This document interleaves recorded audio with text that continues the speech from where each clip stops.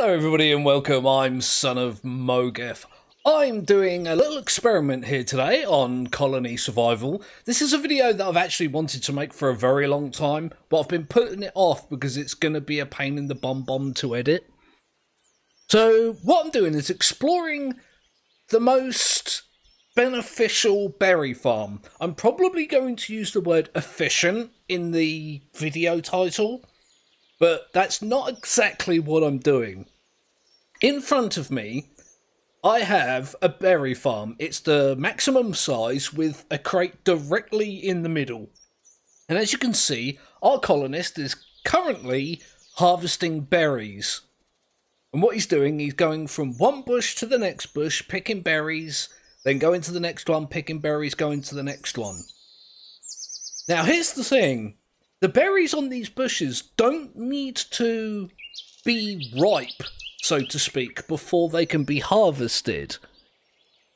From what I understand, the only thing that limits the amount of berries a farmer can pick in a day is how quickly he can get between one bush and another bush. So logically, you would think that having a smaller farm with closer bushes would make the most efficient farm. Correct, yeah? If he doesn't have to travel between the bushes, then he can spend more time collecting berries from the bushes. And so I've set up this maximum size, maximum amount of bushes one to act as a control group, essentially. I'm going to see how many berries he can pick in 2 full days and compare that to other types of berry farm, like this one, which is, I think, the smallest that you can make, but I've removed one of the berry bushes so that there's only 8 and put a crate directly in the middle so it limits the amount of time he spends walking between bushes. And then I've done a similar one, like this, where not only have I replaced a bunch of bushes with wooden blocks so the farmer can't replace them, I've also limited the amount of bushes to 4, so he spends even less time walking between them. And then I have this berry farm. It's literally just 2 bushes and a crate. So the farmer, once again, should just walk between these 2 bushes collecting berries and really not have much travelling time at all. And the last test I'm going to do is on this farm. And as you can see right in front of you, what I've got is 2 bushes directly next to each other. But instead of putting the crate in the middle of the plot, because that's as small as I can make it, I've put it directly next to the 2 bushes that are available, so the farmer doesn't actually have to walk anywhere at all. There are no bushes that he needs to walk to because he stood directly next to them. Doesn't have to walk to the crate because he stood directly next to it. Now, my suspicion is that this last one will provide the most berries over a 2-day period than the other ones. But obviously, we need to experiment with that. So what I'll do is I'm going to do a little cut here and record this guy if I can get the mouse to stay in one place, because oh my god, my mouse is too sensitive. You see it moving all over the damn place. There we go. That'll do. Yeah, what I'm going to do is I'm going to, during the night time, I'm going to go in and remove those 22 berries and just get rid of them. I'll jump off a tall platform so I kill myself and lose them. He'll then start with 0 amount of berries in the inventory. You can see the bed is directly next to the farm, which is directly next to the flag. So he will have to walk to the bed to go to sleep. And he will have to walk to the flag to get his luxuries for the day, which in this case I think will be berries because it's the only thing in the inventory, but all farmers have to do that, so I've just put it close. as close as I feel is sensible. I could have put the flag in the middle of the farm and reduced that, but I don't feel like that's realistic. I mean, you're not going to be able to put the flag in the middle of every farm that you have, so I've just put it close. Yeah, so what I'll do is I'm going to do a cut.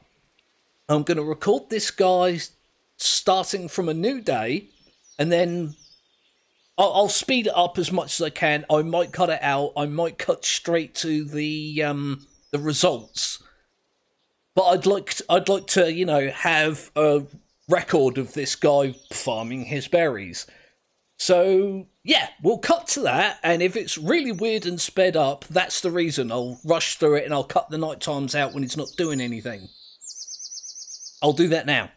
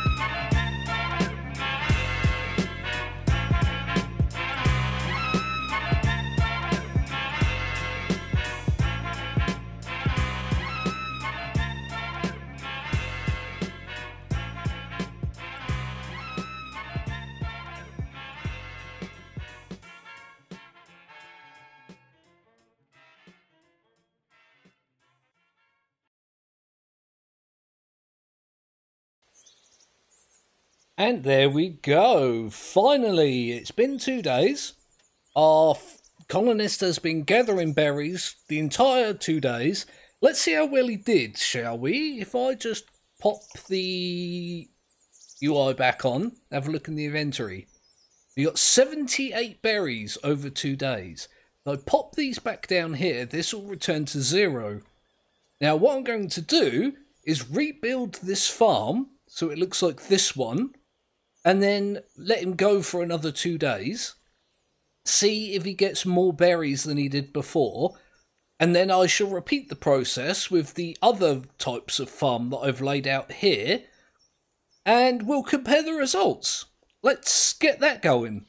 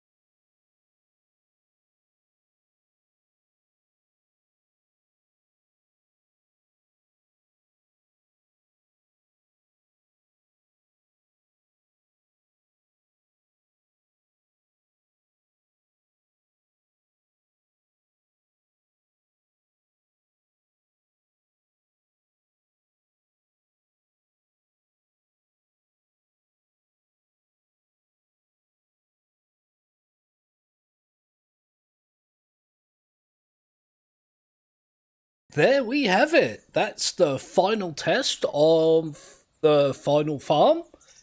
This guy's been farming for 2 days straight, just like all the other ones were. Now, let's take a look at the results. Here we go. Boosh. Right. The first thing we can conclude from these tests is that all of the alternative ones you can see on the taskbar at the bottom or the item bar, or whatever you want to call it, the quick bar. I've got the original farm, the full-size, bog standard, everyday, common berry farm results on the far left in the 1 slot. And that was 78 berries. Now, when I took away the size and changed the position of the farms so that they matched... Whoops! They matched this one. The amount of berries farmed in a day went from 78 to 82, which is much better. It doesn't seem like much, but over a 2-day period, it would build up quite a lot. It's only, what, 4 berries every 2 days, so 2 berries a day. But, you know, the amount of time you spend playing this game, that would mount up. What I found interesting was the difference between a farm with 4 bushes, which you can see in the 4 slot, which is 86 berries, which is still better than the 82 berries. But this farm, this version of the farm, got 87 berries over a 2-day period. That's only 1 more than this farm. It's not statistically different. Admittedly, yes, 2 days is not a long time. It would have been more accurate if I did it over 5 days or 10 days, but I've been recording 2 hours and 22 minutes so far.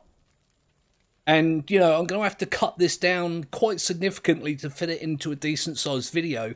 Doing it for 5 days or 10 days would just be an ungodly long amount of time to fit into a video. Now, as I suspected, this version of the farm was by far the best. 94 berries over a 2-day period. That's a lot more. So the farmer not having to move, if we go back to this one, not having to move from this bush to that bush to this bush to that bush, actually saved enough time to get a significant amount more in terms of berries.